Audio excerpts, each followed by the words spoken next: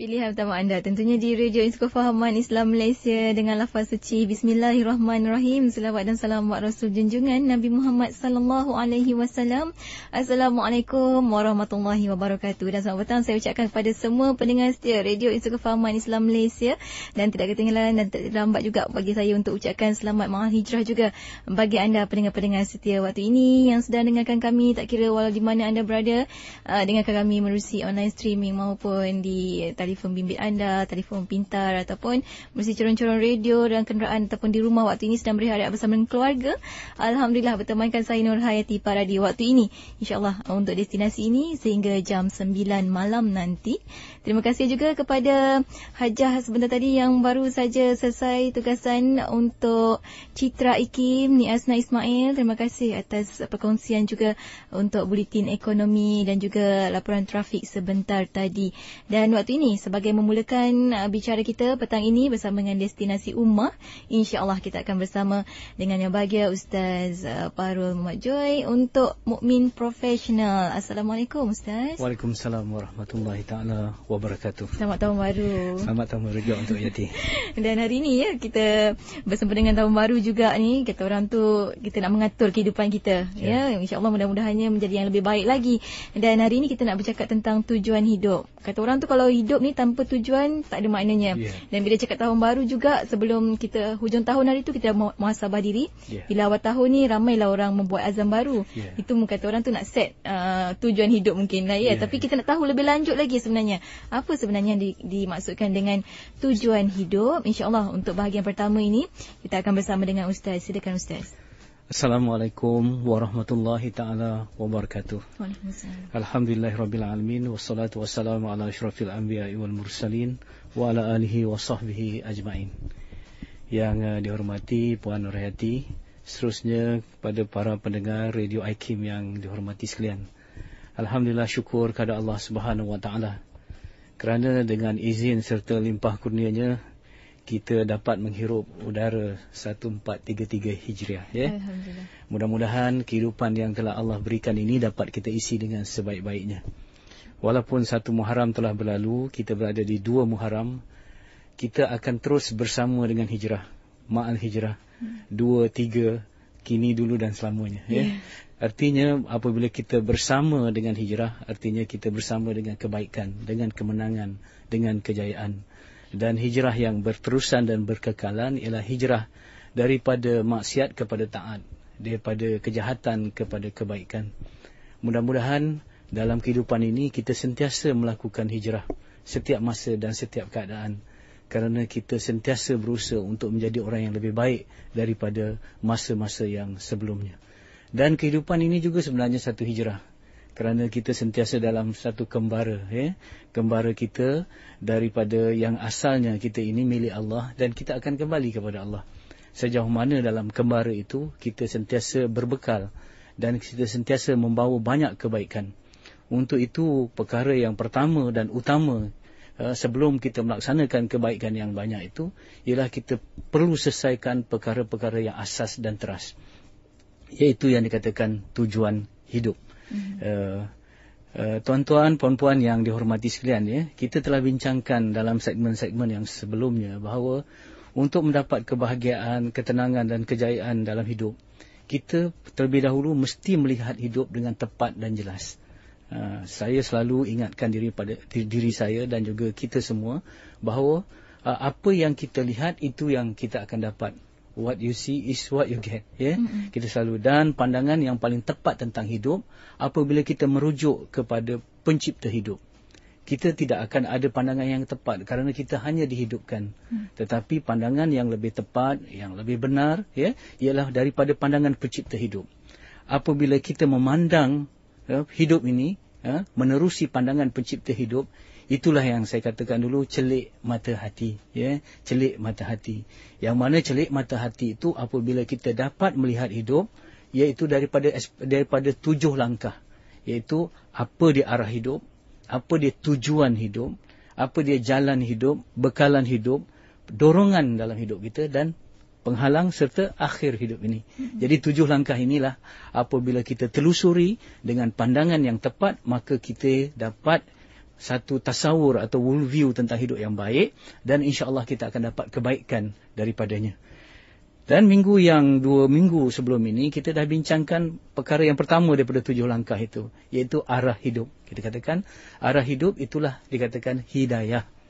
Hidayah yang kita umpamakan kompas dalam kehidupan kita. Ada 5 hidayah yang kita dah bincangkan, hidayah tabi'inya, hidayah hawasnya, hidayah akal, hidayah agama Islam, dan akhirnya hidayah taufik. Mudah-mudahan kita sentiasa berusaha untuk menyuluh kehidupan kita berpandukan kepada hidayah yang kita bincangkan sebelum ini, iaitu hidayah taufik. Mudah-mudahan ilmu yang kita dapat bukan hanya untuk kita jadikan mental exercise ataupun diskusi ilmiah semata-mata, tetapi ilmu itu hendaklah kita jadikan suluhan dan jadikan satu aplikasi dalam kehidupan kita. Jadi kita dah bincang tentang arah hidup. Langkah pertama dah selesai. Sekarang kita nak pergi kepada langkah kedua. Selalunya, Yati, kalau kita cakap arah, selalunya diikuti dengan arah tuju. Ya. Kita mesti ada arah tuju. Jadi artinya bila kita sudah ada arah, kita mesti ada tujuan. Tujuan. Jadi apa tujuan hidup ini? Bila kita katakan tentang tujuan hidup ini, kita sebenarnya berbincang tentang misi hidup. Misi hidup ni perkataan Melayu, datang daripada perkataan Inggeris yang maksud mission. Mission ini kalau kita lihat apa artinya, reason for our existence. Kenapa kita berada di dunia ni? Kenapa kita dihidupkan? Ini persoalan penting, Yati. Kalau sebelum kita nak hidup dengan mencari kebaikan, kita nak mencari kejayaan, kita nak cari ketenangan dalam hidup, perkara yang perlu kita selesaikan dahulu ialah tujuan hidup. Kalau kita tidak ada tujuan hidup, kita umpama hidup dalam kegelapan. Manusia sebenarnya tidak selesa dengan kegelapan. Ada orang yang takut dengan kegelapan, takut dengan gelap. Kenapa? Apabila kita berada di dalam gelap, kita tidak ada 2 perkara. Satu, kita tidak mengetahui, dan yang kedua, kita tidak menguasai. Kalau dalam gelap selalunya, kalau hujan macam ni, kalau hujan yang lebat, di samping jalan licin tetapi pandangan kita terhad. Betul. Dalam gelap pandangan kita tak ada langsung. Kita tidak mengetahui. Apabila kita tidak mengetahui, kita tidak menguasai. Begitu juga hidup. Apabila kita tidak tahu tentang tujuan hidup, kita umpama di dalam kegelapan. Kita tidak akan dapat mengetahui dan menguasai kehidupan kita. Akhirnya, kita diumpama di bawah arus saja. Kita tidak dapat lagi mengawal kehidupan kita. Tetapi kita sedang dikawal oleh sesiapa kita tak tahu. Baik. Yang keduanya, saya umpamakan kehidupan ini mengikut kata ahli falsafah, life is to solve problem. Hidup ini adalah untuk menyelesaikan masalah, Yati. Satu masalah selesai, datang satu masalah lagi. Dulu sebelum kita kahwin, kita nak cari pasangan. Bila pasangan, ada satu masalah lagi. Bila dapat anak, ada masalah lagi. Bila dah ada anak, nak sekolahkan, masalah. Sentiasa ada masalah dalam kehidupan kita. Dan kadang-kadang masalah itu tidak dapat kita ungkai dengan baik. Dia umpama benang yang sangat kusut. Kalau benang yang sangat kusut berada di depan kita, inilah umpama kehidupan kita, benang yang sangat kusut. Kita tarik pelan bila kita nak ungkaikan. Kalau kita rentap, dia jadi putus. Tapi petua orang tua-tua dahulu, kalau kita nak selesaikan benang yang sangat kusut, apa dia, Yati? Yang pertamanya, kita mesti cari puncanya. Punca benang tu kita kena cari. Begitu juga dalam kehidupan kita, yang kadang-kadang kita berdepan dengan masalah keluarga, masalah keuangan, masalah stres, tekanan dan sebagainya. Apa saja masalah ini, kalau kita nak selesaikan, jangan kita terjah saja, tetapi kita kena balik B to B, back to basic, iaitu pergi kepada tujuan hidup. Bila kita cari puncanya, dari situ kita rungkaikan, insya-Allah satu persatu persoalan hidup tu kita akan rungkaikan. Okey, sebagai satu interaksi saya rasa kepada para pendengar yang sedang memandu, boleh kita adakan satu orang kata interaksi yang mudah-mudah saja, Yati. Apa bezanya antara berjalan dengan jalan-jalan? Berjalan dengan jalan-jalan. Ada, tentu ada bezanya kan. Berjalan, kita berjalan ke ofis ataupun kita berjalan ke pejabat, ke tempat makan ataupun ke masjid. Berjalan-jalan, waktu petang kita bawa kereta ataupun kita bawa anak kita, adik kita berjalan-jalan. Apa beza antara berjalan dengan jalan-jalan? Berjalan ada tujuan. Manakala berjalan-jalan tu ataupun jalan-jalan tu tak ada tujuan, hanya makan angin orang kata. Bersiar-siar. Okey. Yang kedua, ada beza tak antara makan dengan makan-makan? Ni bukan teka-teki warna pagi, bukan. Tahu, Cukup makan cemas dengan ni. makan. Makan, kita memang lapar. Dan tertentu masanya. Dan tertentu makannya. Sebab tu orang kata makan pagi, makan malam, makan tengah hari. Dan kita lapar, kita nak makan nasi. Ataupun makan yang suatu mengenyangkan. Tapi kalau kita dah makan, kawan kita ajak kita, marilah makan. Kita kata, saya dah makan. Dia kata pula, marilah makan-makan. Apa bezanya? Makan-makan tu kita tak lapar sangat. Hanya orang kata, kita kudap-kudap saja. Kita bukan lapar sangat. Sekadar meneman. Sekadar meneman, sekadar teman berbual waktu makan. Kita bukan lapar sangat. Ada bezanya antara berjalan dengan jalan-jalan. Ada bezanya antara makan dengan makan-makan. Sekarang saya nak tanya, kita ni hidup ke hidup-hidupan? Kita hidup. Kita hidup. Kita hidup. Bukan hidup-hidupan. Hidup-hidupan ni macam semak samun, macam serangga, itu hidup-hidupan. Dia tidak ada tujuan hidup. Tapi bila kita kata kita hidup, kita ada tujuan hidup kita. Dari mana kita bermula, daripada mana kita berakhir. Seperti hijrah jugalah. Hijrah, kita berpindah daripada satu tempat yang tidak kondusif Islamnya kepada satu tempat yang kondusif Islamnya. Jadi, kita juga dalam hidup tu ada tujuan hidupnya. Apa pentingnya tujuan hidup dalam diri kita ni, dalam hidup kita ni? Ialah tujuan hidup ni lah yang memberi erti kepada kejayaan, kebahagiaan dan juga ketenangan dalam hidup kita. Contohnya, apabila kita mencapai tujuan hidup kita, barulah dikata kita berjaya. Apabila kita mencapai tujuan hidup kita, barulah kita dapat katakan kebahagiaan. Mana mungkin kita dapat kejayaan dan kebahagiaan tanpa kita mencapai tujuan hidup kita? Sebab itu tujuan hidup ni penting kerana dia mentakrifkan, mendefinisikan dan juga memberi makna kepada kejayaan dan kebahagiaan kita. Sebab itu, kalau saya katakan dalam konti ini, saya hilanglah satu barang di dalam konti ini, kita bercakap, ataupun para pendengar dalam rumah atau dalam kereta dah hilang satu benda dalam kereta. Kemudian orang tanyalah pada kita, saya nak tolong cari. Macam mana bentuknya? Bentuknya saya pun tak tahu, warnanya pun saya tak tahu, rupa macam mana pun saya tak tahu. Jumpa tidak? Tak. Tidak akan jumpa. Betul. Sebab itu, kadang-kadang manusia ini mencari dalam kehidupan kita ni, dalam kehidupannya, mencari sesuatu yang dia tak pasti sendiri, dia tak tahu. Mana mungkin dia berjumpa. Kalau kita bergerak dengan kereta sekarang ni, kita tak tahu tempat mana yang kita nak tuju, sampai bila kita tidak akan sampai. Sampai bila kita tidak akan sampai. Kalau kita mencari sesuatu yang tak pasti, sampai bila pun kita tidak akan menemuinya. Sebab itu apa kata pakar-pakar kaji manusia tentang manusia, tentang manusia ni, kebanyakan manusia di dunia ini, bukan mereka tidak boleh berjaya, tetapi mereka tidak tahu apa erti kejayaan yang sebenarnya. Apa erti kejayaan yang sebenarnya? Bukan mereka tidak berjaya. Mereka mempunyai potensi, mereka punya bakat, kecenderungan dan sebagainya. Tetapi mereka, pertama, mereka tidak tahu apa erti kejayaan yang sebenarnya. Baru-baru ni kita semalam pun heboh tentang perlawanan bola sepak. Dalam masa 6 minit atau 5 minit saja kita ditewaskan. Di peringkat sukan C kita berjaya. Kita di peringkat ni. Okey, baik. Saya ingin bawa analogi tentang bola sepak ni. Okey, bagaimana satu permainan bola sepak? Kalau permainan itu dimulakan dan dijalankan tanpa goalpost, tanpa palang gol. Tanpa palang gol. Di peringkat antarabangsa lah kita semalam tengok tak ada palang gol. Yang susah striker nak bawa bola ke mana, dia nak shoot ke mana.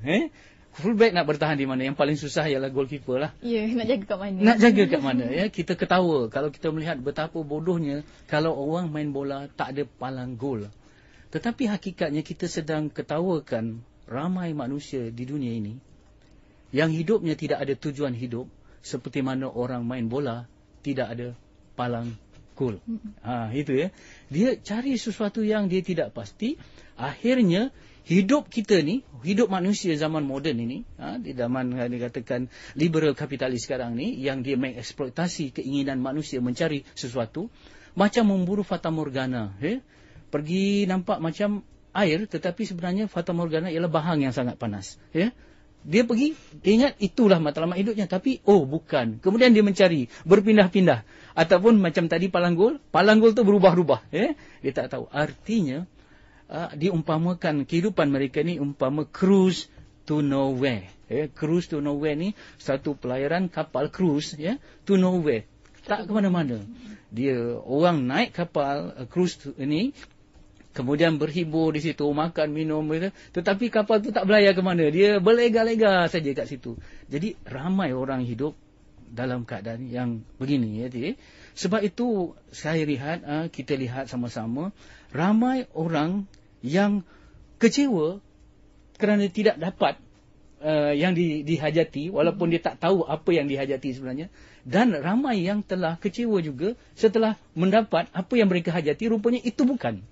Contoh sebab itu ramai manusia yang kaya raya, yang ternama, orang kata yang sekarang yang glamour membunuh diri ketika mereka berada di puncak kejayaan. Kita tengok bintang-bintang filem, selebriti-selebriti kenal, mereka mengambil dadah, akhirnya ada yang bunuh diri, ketagih arak dan sebagainya. Kenapa? Kenapa berlaku begitu? Kerana mereka ingat kekayaan itu adalah tujuan hidup. Mereka buru-buru, akhirnya mereka tak tahu apa yang nak dibuat dalam ni, dengan kehidupan ini. Sebab itu kita paling penting kita tahu apa tujuan hidup kita yang sebenar. Apa yang tujuan hidup kita yang tepat. Baik, kalau kita lihat apa kata Imam Ghazali dalam konteks tujuan hidup Imam Ghazali kata tujuan hidup seseorang menentukan cara hidupnya. Cara hidup seseorang menentukan cara matinya. Cara mati seseorang akan menentukan cara dibangkitkan di padang mahsyar kelak. Dan cara dibangkitkan di padang mahsyar kelak akan menentukan sama ada dia ke syurga atau ke neraka.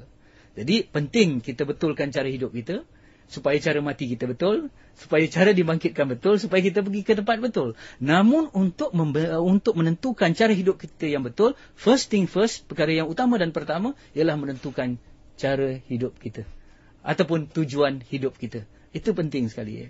Sebab itu dalam masyarakat kita lihat kadang-kadang ada pandangan yang tersilap. Saya tak kata tersasar, melencong, tetapi tersilap yang kita kena betulkan. Dalam masyarakat Melayu ramai yang kata cara mati lebih penting daripada cara hidup. Contoh kalau seorang tu mati malam Jumaat, selalunya orang kata macam mana? Mati baik kan? Mati baik memang. Mati dalam masjid lagi baik kemudian kita kata ini yang kata orang ni mati baik. Sebenarnya dalam Islam yang sebenarnya cara hidup lebih penting daripada cara mati. Kerana cara hidup menentukan cara mati. Contoh, katalah seorang tu mati di masjid sekalipun. Orang kata waktu si Pulan tu mati dalam masjid lah, waktu dini hari. Orang kata rupanya behind the scene, cerita yang sebenarnya dia pergi masjid untuk kopak tabung masjid, untuk curi, tapi waktu tu jatuh dan mati dalam masjid. Kita tak kata dia mati baik, walaupun mati di tempat yang baik dan di waktu yang baik, kerana cara hidupnya. Ada seorang tu kita tengok mati di tepi longkang pada hari Ahad, hari Sabtu malam Ahad. Orang kata kata dia tu mati buruk lah di tepi longkang waktu malam. Rupanya dia waktu tu dia pergi, ada orang yang kena ragut, dia nak bantu, tiba-tiba orang bunuh dia, jatuh ke tepi longkang. Kita tak kata dia mati buruk, kita kata mati baik kerana cara hidupnya. Sebab itu cara hidup kita ni penting sekali untuk kita jaga. Dan cara kita menjaga cara hidup kita supaya baik dengan menentukan tujuan hidup kita, misi hidup kita. Saya kira itu sebagai pembuka bicara Yati. Sebab itu kita perlu jaga sungguh-sungguh. Apabila cara hidup kita betul, insya-Allah kita akan mati dalam husnul khatimah. Insya-Allah mati yang baik. Lepas kita mati dengan baik, dibangkitkan pula di padang mahsyar dengan cara yang baik. Orang lain tak dapat naungan, kita dapat naungan. 7 lelaki yang dapat naungan Arash, antaranya lelaki yang cinta mencintai kerana Allah, lelaki yang sunyi sepi dan apabila takut kepada Allah sampai mengalirkan air mata, lelaki yang terikat hatinya pada masjid, misalnya kata. Itu semua melibatkan cara hidup semua. Ditentukan oleh cara hidup. Di padang mahsyar dia akan dapat impak cara hidupnya kepada bagaimana dia dibangkitkan di padang mahsyar. Dan apabila dia bangkit dengan cara baik dan dia dapat buku catatan dengan tangan yang baik, dia akan pergi ke tempat yang baik. Jadi penting bagaimana kita di sana ditentukan oleh tujuan kita di sini. Di sini untuk memastikan destinasi kita di sana macam mana sebenarnya. Dan waktu ini kita nak sama-sama alu-alukan juga panggilan dan persoalan daripada pendengar-pendengar kita di 0362051500, juga menerusi SMS pesanan ringkas anda dengan menaikkan IKIM jarakkan persoalan anda dan hantarkan ke ke 39111 juga boleh. Terus saja tinggalkan komentar anda menerusi Facebook IKIM FM untuk sama-sama kita lontarkan persoalan anda untuk dijawab oleh yang bahagia Ustaz Baharul Muhammad Joy hari ini untuk mukmin profesional. Tapi sementara kita nantikan pemanggil di talian ya Ustaz, ada satu pertanyaan daripada saya. Kita selalu dengar ya perkataan ni bila cakap tentang motivasi ataupun nak mempertingkatkan kehidupan kita ni, tujuan hidup ni, selalu orang cakap nak panah, kalau kita nak panah aim bulan dia kata. Tapi kan kalau kita panah aim bulan, memang kita tak akan sampai ke bulan pun sebenarnya. Jadi maknanya kita taklah dapat apa yang betul-betul kita nak dapat sebenarnya kan. Sebab kita punya terlampau jauh kan. Jadi apa ulasan daripada Ustaz sendiri tentang tu? Yang penting Yati dalam Islam, sebelum kita mulakan nak memanah tinggi ke rendah siapa, kita kena panah yang tepat dulu. Panah yang tepat dulu. Sasaran yang tepat dulu sasaran yang tepat. Saya boleh umpamakan beginilah kadang-kadang kita dah naik 100 anak tangga dengan letih lesulah kita naik. Bila sampai ke atas, tiba-tiba kita tahu kita rupanya menuju tempat yang salah. Itu selalu terjadi. Jadi sebelum kita nak target high ataupun target low ke dalam bulan kata, pastikan yang kita target tu benar dulu. Bila kita target yang benar, insya-Allah kita akan buat yang terbaik. Dalam Islam dia ada dua dalam Islam. Apabila kita melalui tujuan hidup ni yang penting kita melalui jalan yang benar. Walaupun mungkin kita tak sampai. Walaupun kita tak sampai, kerana Allah menilai kita sebaik saja kita melalui jalan itu. Tujuan itu sebagainya. Tetapi kalau kita melalui jalan yang salah, macam target yang salah, kita tidak akan dinilai oleh Allah walaupun bagaimana macam mana pun. Jadi sebab itu kalau kita memetik kata-kata pakar-pakar motivasi tadi, kalau kita target bintang, kalau jatuh kita pergi ke bulan. Maksudnya walaupun tinggi, kita target tinggi, tapi kalau kita tak sampai, sekurang-kurangnya kita jatuh ke tempat yang kurang sikit tinggi tetapi masih lagi tinggi. Sebab tu dalam kita menulis matlamat hidup yang dikata realistik, signifikan, ada tempoh masa yang kita buat azam baru tu mesti terperinci. Antaranya ialah yang menjadi target kita itu ialah hasil yang terbaik yang boleh kita capai. Yang realistik tetapi yang terbaik. Contoh kita anak kita lah, saya buat contoh anak kita supaya kita boleh tamsilkan benda perkara-perkara yang lain senang. Anak kita dia dapat nombor, sekarang ni pelajaran dia dapat nombor 10 lah katakan, 10 ataupun nombor 20 kata. Okey, next peperiksaan masa peperiksaan yang akan datang, kita target dia mesti dia dapat nombor daripada 20 tadi 15 ke bawah ataupun 10 ke menuju ke ini. Itu realistik. Jadi artinya itu yang realistik. Daripada nombor 20 10 ke bawah. Okey, itu realistik. Mencabar hasil yang terbaik. Yang itu. Tetapi kalau kita kata nombor 20 next time nombor 19 pun cukup lah. Itu tidak target yang terbaik. Ataupun kita tidak realistik. Nombor 20 next mesti dapat nombor 1. Itu tidak realistik, tidak signifikan. Jadi begitulah dalam kehidupan kita ni Yati. Mula-mula kita nak target amalan-amalan yang wajib dulu. Kita kena selesaikan amalan-amalan wajib. Azam kita, contoh tahun baru, semayang 5 waktu, tepat waktunya, kemudian kata berjemaah dan sebagainya, itu kita target yang baik. Lepas tu ambil sunat-sunat yang penting, sunat yang kata mengiringi. Ini sunat-sunat yang hampir kepada wajib yang kita kena jaga. Lepas tu sikit. Jangan kita pergi yang terlalu tinggi yang kita tak tahu. Dan dalam hal ini begitu juga kita meninggalkan maksiat. Maksiat yang besar-besar, kemudian maksiat yang mengiringi, barulah kalau kita boleh target benda-benda yang halal tetapi kita kurangkan. Kerana itu juga dihisap. Tetapi yang penting kita tolak yang haram dulu. Jadi jangan kita terus kepada perkara-perkara yang terlalu tinggi ataupun terlalu rendah. Itu. Tapi mesti mencabar hasil yang terbaik yang kita boleh laksanakan. InsyaAllah. Waktu ini kita nak raikan juga pemanggil kita di talian untuk pemanggil pertama petang ini di 0362051500. Assalamualaikum. Siapa di talian waktu ini? Assalamualaikum. Waalaikumsalam warahmatullahi wabarakatuh. Ya, saya Abimana daripada Papinang Ustaz, Faham. Alhamdulillah. Selamat hari Hijrah. Masya-Allah. Saya nak tanya soalan Ustaz. Nabi SAW ada targetnya.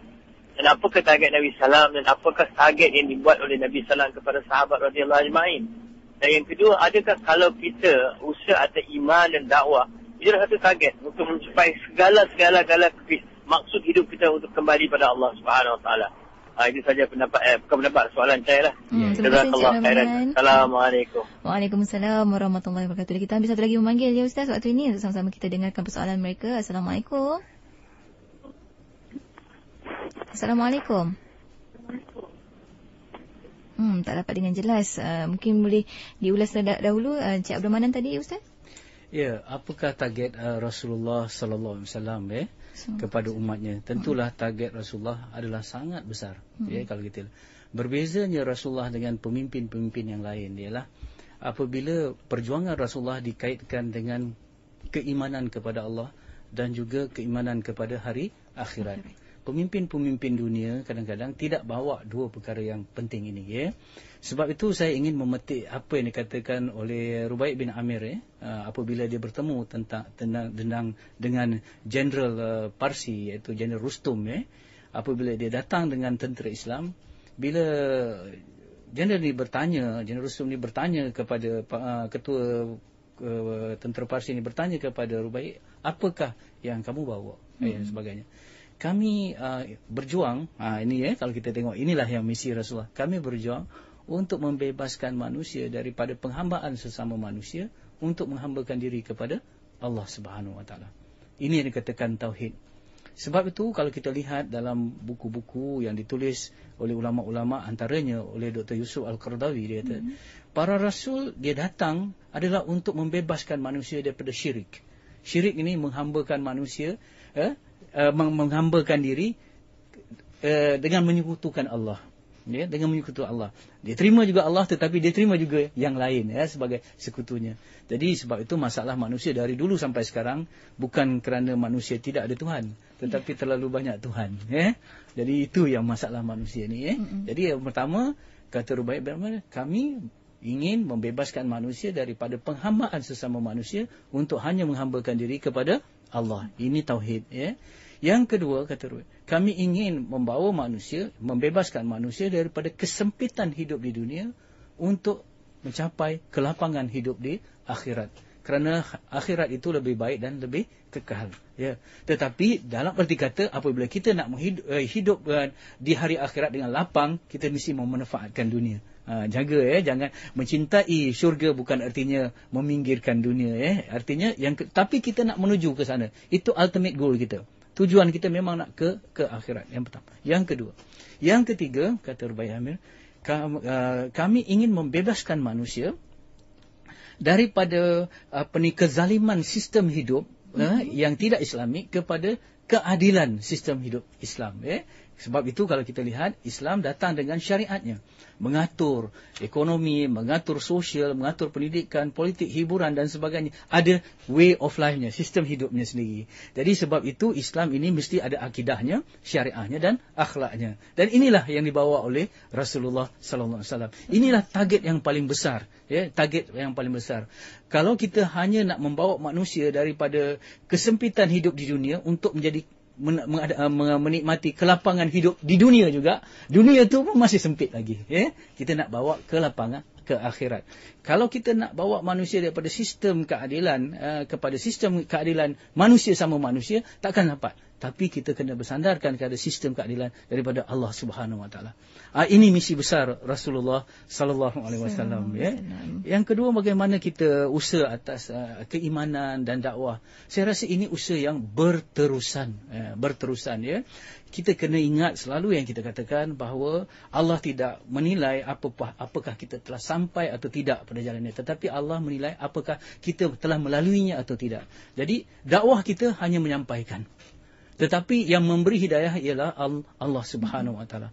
Tetapi apa yang penting ialah kita sampaikan Islam itu dengan sebaik-baiknya. Dan apabila manusia menolak, kita katakan mereka tidak mendapat hidayah. Tetapi boleh jadi cara penyampaian kita, keikhlasan kita belum lagi sampai ke tahap piawaian yang mana Allah akan bantu barisan pejuang Islam untuk memberi kefahaman kepada umat. Sebab itu kita sentiasa bermuhasabah diri. Sebab itu kalau kita lihat apabila Rasulullah berhijrah pergi ke Taif, dia ditolak di sana, kemudian pergi ke Habsyah, dia diterima di sana kan, kemudian pergi ke Madinah. Ini satu yang kerja yang berterusan. Jadi sebab itu kalau kita katakan di sini kita apa yang kita telah perbuat untuk umat ini, masing-masing tepuk dada, tanya hati masing-masing, ya. Apakah kita telah sampaikan dengan sebaik-baiknya? Itu saja. Ya. Kalau ditolak, kita tak kata orang tu jahat, tetapi mungkin cara kita belum lagi sampai ke tahap piawaian yang Allah akan bantu kita. Itu dia kata orang tu, usaha datang daripada kita, natijahnya Allah saja yang beri. Dan waktu ini kita nak terus ke pemanggil seterusnya untuk sama-sama kita kongsikan di talian. Assalamualaikum. Waalaikumsalam warahmatullahi. Ya, siapa di sana? Saya Syah dari DJ. Ya, silakan Encik Syah. Assalamualaikum Ustaz. Waalaikumsalam warahmatullahi. Ustaz, saya ada pertanyaan. Saya tertarik dengan apa Ustaz cakap tadi tentang ialah kita dah berinsaf dengan dosa-dosa besar kita dah buang segala dosa-dosa besar kita, dan kemudian tinggallah dosa-dosa kecil kita seperti tabiat merokok ni semua. Nak berhenti punyalah susah. Tapi bila dosa-dosa besar pun yang kita dah buat, kita dah insaf. Alhamdulillah saya dah insaf. Dosa-dosa kecil ni macam tabiat merokok ni, macam rasa macam benda itu yang paling macam benda jahat lah yang kita boleh buat. Rasa macam bukan katakan kepuasan, nak berhenti itu sikit punya susah, tapi benda itulah dosa kecil yang susah sangat nak buang. So kadang-kadang ada rasanya macam benda tu adalah ini benda yang paling kecil ya, ada dosa lah, benda jahatnya aku buat. Dan sekarang ni dengan debat dulu semua dengan kawan-kawan semua pun dah haywire dah semua. So bila nak tadi Ustaz ada cakap yang kita tak boleh lah nak ketepikan diri, nak beriman dan bertakwa. Tetapi kalau kita berbalik berkawan dengan diorang, takut kita terjerumus balik dengan apa masalah yang lama. So apa pandangan Ustaz? Itu saja saya nak tanya. Terima kasih Encik Syah. Waalaikumsalam warahmatullahi wabarakatuh. Mungkin kita boleh jawabkan dahulu soalan daripada Encik Syah ni, Ustaz. Ya, saudara Syah, ya. Sebenarnya masalah Syah ialah masalah kita semua. Ya, kita sedang bertatih menuju jalan Allah ni, ya. Artinya apabila kita telah meninggalkan dosa-dosa besar, alhamdulillah, ya, kita taubat, sama ada dosa besar yang berkaitan dengan Allah, ada 3 syaratnya. Begitu juga dengan manusia ada 4 syaratnya. Kita dah tempuh dah syarat-syarat tu. Mudah-mudahan kita mengharap, ya, kita harap dalam istilah tasawufnya raja, mengharap bahawa Allah Subhanahu Wa Taala akan mengampunkan dosa kita. Itu harapan kita.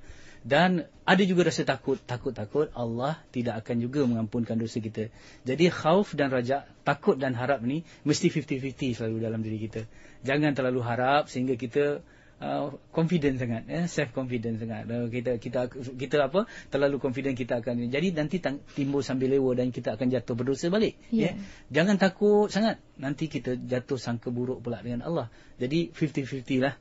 Takutnya 50%, harapnya 50%. Takut dosa kita tak diampunkan, dengan itu kita meneruskan taubat kita, harap dalam bertaubat kita supaya kita tidak kecewa dengan Allah Subhanahu Wa Taala. Ini cara apa ni, syaitan juga kadang-kadang menipu manusia yang berdosa. Dia menanamkan rasa putus asa.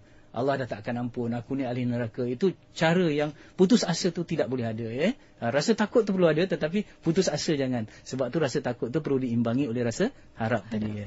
Kemudian tentang dosa-dosa kecil, saya tak tahu apakah sekecil mana satu dosa tu, kan. Seperti saya teringat kata ulama, dia kata apabila kita berdosa, jangan dipandang kecil atau besarnya dosa itu, tetapi pandang kepada siapa kita berdosa. Kepada siapa kita berdosa, kan? Kepada siapa? Kepada Allah, ya. Jadi walaupun besar atau kecil, tapi kalau kepada Allah, wah, kita akan takut, mungkin katalah anak kita lalu, kita pegang telinga dia, kita cubit telinga dia, tak apa. Tapi kalau bos kita, lalu kita pegang telinga juga. Tapi ini bos, yang ini anak, begitu juga dengan Allah, ya. Saya nak bagi tamsilan, ya. Walaupun nampak kecil tadi, tetapi yang kita berdosa tu kepada Allah. Sebab itu pegang ni kata-kata Cik Syah, kata-kata ini, Cik Syah, dan juga semua kita, jangan kita memperkecil-kecilkan dosa walaupun dosa kecil. Jangan memperkecilkan dosa, walaupun dosa kecil. Hendaklah kita sentiasa bertaubat atas dosa-dosa kecil.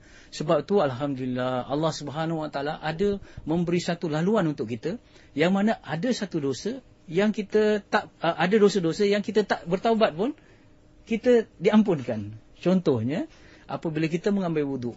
Kita mengambil wuduk, dosa-dosa kecil kita akan gugur. Dosa-dosa kecil kita akan gugur. Sebab tu masa solat, masa apa semua, ini adalah untuk menggugurkan dosa-dosa kecil. Dosa-dosa kecil saja.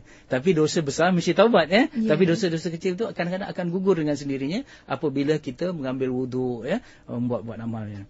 Kemudian yang keduanya, dalam kita berdosa ni, Yati, yang Cik Syah, kita hendaklah mengekalkan selalu rasa berdosa. Sama ada kita berdosa ke, kita buat dosa ke, kita tak buat dosa ke, kita kena mengekalkan rasa berdosa. Kerana rasa berdosa itu ialah rasa kehambaan kepada Allah. Rasa kehambaan kita kepada Allah Subhanahu Wa Taala. Contoh teladan kita lihat, Rasulullah sallallahu alaihi wasallam adalah insan yang maksum. Tetapi dalam riwayatnya, dalam berita yang sampai kepada kita ialah Rasulullah tak kurang 70 kali bertaubat kepada Allah. Jadi artinya Rasulullah sentiasa ada rasa berdosa walaupun tidak berdosa. Apatah lagi kita memang berdosa. Sebab itu kita kena sentiasa merasa berdosa supaya ada rasa kehambaan. Kita nak tahu indikator apakah kita ada rasa kehambaan ini atau rasa berdosa ini. Ingat kalau orang yang menyedari aib dirinya dan kesalahan dirinya serta dosa dirinya, tidak sempatlah dia melihat aib, dosa dan kejahatan orang lain. Jadi kalau kita ni dalam hidup ni banyak lagi masa untuk kita dapat lihat keaiban orang lain, artinya kita tidak menyeberani dosa-dosa kita. Sebab itu kalau istilah mengumpat ni, kalau mana orang, itu artinya kita tidak ada rasa berdosa. Itu je. Dan waktu ini nak juga kita raikan rakan pendengar kita di SMS, di Facebook waktu ini, daripada Nurhayati Hamzah. Katanya Ustaz, kata bagaimana kita ini menjadi seorang yang istiqamah dan juga berdisiplin. Saya ingin kaitkan soalan yang baru ini daripada Facebook ini dengan Cik Syah tadi. Ada satu bahagian yang tadi terlupa, iaitu dia kata bagaimana dia dari Sarawak, kawan-kawan ada lagi keadaan dan sebagainya. Di sini saya teringat cerita-cerita yang selalu disampaikan apabila kita berkatakan tentang hijrah. Kadang-kadang kita terlepas pandang cerita ini. Cerita ini memang dalam hadis bagaimana seorang yang telah membunuh 99 orang, kemudian dia bertanya kepada seorang rahib atau seorang alim, boleh tak diampunkan? Tak boleh, dia bunuh satu orang 100. Kemudian akhirnya dia jumpa seorang yang betul-betul alim, benar-benar faham tentang hati manusia. Dia tanya bagaimana boleh diampunkan, tapi dengan syarat kamu pergi ke satu tempat. Pergi ke satu tempat dan kamu berdakwahlah, bertaubatlah di sana. InsyaAllah taubat kamu akan diterima di situ.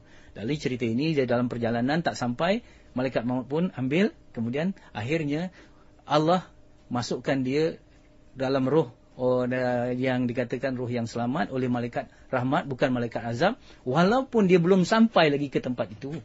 Kerana yang macam saya katakan tadi, Allah menilai apakah kita telah berjalan atau tidak, atau bukan apakah kita sampai atau tidak. Jadi, tetapi apa yang menarik dalam hadis ini, dalam riwayat ini, dalam cerita ini ialah kalau kita nak bertaubat, rupanya kita kena berhijrah.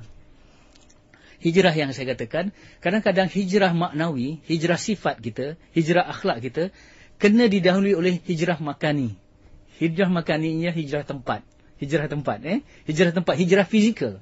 Maksudnya kita nak ubah dalaman kita supaya dalaman kita jadi baik, akhlak kita jadi baik, sifat-sifat mazmumah kita boleh diungkaikan. Tetapi kalau kita duduk di tempat yang tidak kondusif itu, kita akan terus dicemari. Contamination, dia akan terus dicemari oleh pandangan-pandangan, oleh kata-kata yang tidak memberansangkan. Kadang-kadang bila hijrah ni, misal contoh kita duduk dengan kawan-kawan kita mula solat, kan?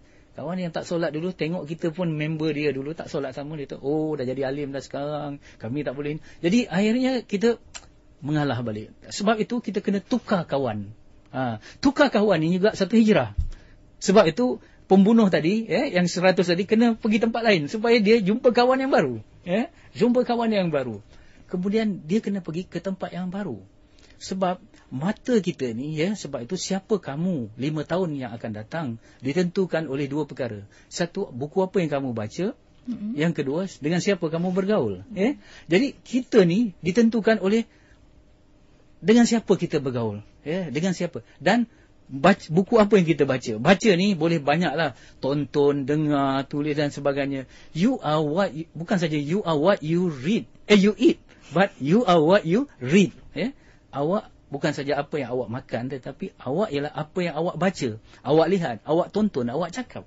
Sebab kalau kita selalu bercakap perkara-perkara yang buruk, yang buruk tu akan masuk ke dalam hati kita. Itu yang dikata subconscious mind kita. Kita ada 2 mind. Satu yang dikatakan minda sedar. Satu lagi minda segar. Minda sedar dengan minda segar. Conscious mind dan subconscious mind.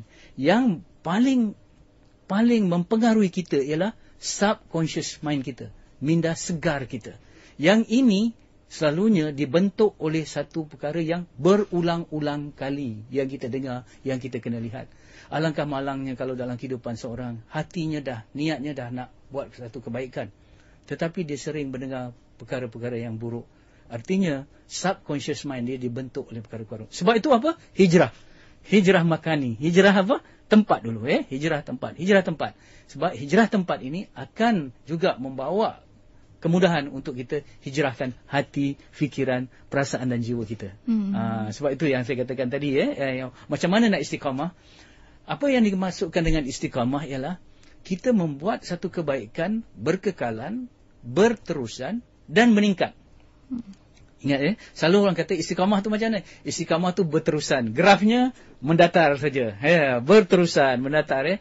Tetapi pengertian istiqamah yang sebenarnya bukan saja berterusan, berkekalan, tetapi meningkat.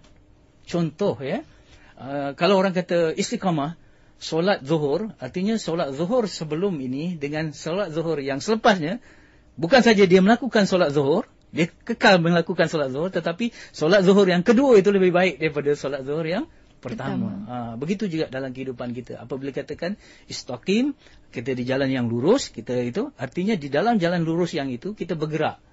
Kita bergerak di jalan yang lurus tu makin meningkat, Kita hijrah di jalan yang lurus. Tetapi kadang-kadang ada orang dia dah hijrah daripada jalan yang bengkok kepada jalan yang lurus. Tetapi di jalan lurus tu dia berhenti saja. Dia tak boleh berhijrah daripada jalan lurus ke jalan yang lurus. Di jalan yang lurus tu dia kena bergerak. Kena berjalan. Sebab itu ahli falsafah mengatakan apa? Kalau kita berada di jalan benar sekalipun tetapi kita tidak bergerak, kita akan digilis. Kita akan digilis atau dilanggar. Kalau kita berada di landasan kereta api, misalnya kata, kita duduk saja kat situ. Di jalan yang benar tu, tetapi kita akan digilis. Sebab itu kita kena berterusan istiqamah. Dan untuk istiqamah, sekali lagi saya kata, cari kawan yang baik, cari suasana yang baik, cari guru yang baik, kemudian cari program-program yang baik. Ini katakan network kebaikan, rangkaian kebaikan. Tukar apa yang kita tonton, tukar apa yang kita baca, tukar apa yang kita dengar, sebanyak insya-Allah kita akan jadi baik. Dan ini satu perjuangan. Sebab itu kita jangan gopoh. Sebab nanti kalau kita hijrah tetapi kita gopoh, kita tidak akan dapat melaksanakan dengan baik. Sebab itu kita kena bertahap-tahap. Bertadarus orang kata, bertadarus itu artinya bertahap-tahap. Contohnya kalau kita lihat dalam kitab Ihya Ulumuddin Imam Ghazali, apabila dia kata hendaklah kamu mengurangkan makan. Kerana hubu ta'am, cinta makan ini ialah mazmumah sebenarnya.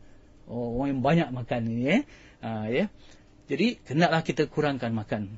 Kerana apabila kita makan, kita nak ada jaga 1/3 air, 1/3 udara, 1 makanan. Kalau terlalu banyak makan, badan kita lemah dan lemah untuk kita beribadah.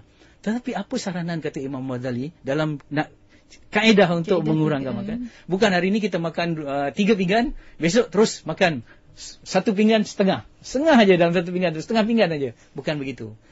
Kata Imam Ghazali, kalau kamu memakan dengan 100 suapan, hendaklah dikurangkan dengan 99 suapan. Daripada 100, 99. Dan kekallah 99 suapan itu hingga ke satu tahap yang dah lama pula, baru turun jadi 98. Dah lama. Begitulah cara kita berdikit-dikit dalam menunjukkan kebaikan. Sebab itu, kita nak bertenang-tenang ini bukan saja dalam kita meninggalkan kejahatan, tapi bertenang-tenang juga dalam melakukan kebaikan. Kerana syaitan bijak menipu daya. Kalau kita tak nak lari, kalau dia suruh kita nak lari ataupun kita nak berjalan ke, dia kata jangan. Tetapi bila kita dah berlari atau berjalan, dia suruh jangan terlalu laju supaya kita jatuh.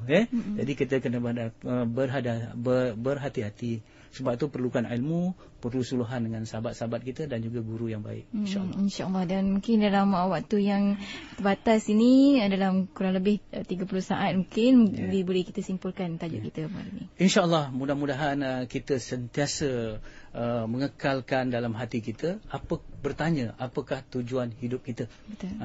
Ketika usia kita meningkat dengan meningkatnya tahun baru ni, 1433 Hijrah, kalau kita tanyakan apakah kita semakin dekat dengan tujuan hidup kita. Kerana tujuan hidup itu telah ditentukan oleh Allah Subhanahu Wa Taala. InsyaAllah kita akan bincangkan pada minggu hadapan. Apakah kita makin dekat untuk mencapai tujuan hidup kita, ataupun kita masih lagi jauh, ataupun yang paling malang lagi, kita berada di track yang salah lagi, belum berada di track yang benar. Jadi mudah-mudahan Allah sentiasa memberi taufik, arah dan jalan serta tujuan hidup yang jelas untuk kita, insya-Allah. Wabihi wallahu alam. Assalamualaikum warahmatullahi taala wabarakatuh. Waalaikumsalam warahmatullahi wabarakatuh. InsyaAllah mudah-mudahan kita dapat menuju tujuan hidup kita itu. Dan bersama dengan hijrah ni, ayo kita bertukar, tukar kata-kata apa yang kita katakan, tukar bahan bacaan, bahan yang kita tonton dan juga bahan yang kita dengar sebagai permulaan mungkin untuk kita berubah dan berhijrah ke tempat yang lebih baik lagi. Untuk itu saya tutup dahulu untuk Mukmin Profesional waktu ini. InsyaAllah kita bertemu lagi di minggu hadapan. Bagi anda, teruskan kesetiaan anda bersama kami di IKIM FM untuk sama-sama kita ikuti buletin IKIM FM edisi 6 petang.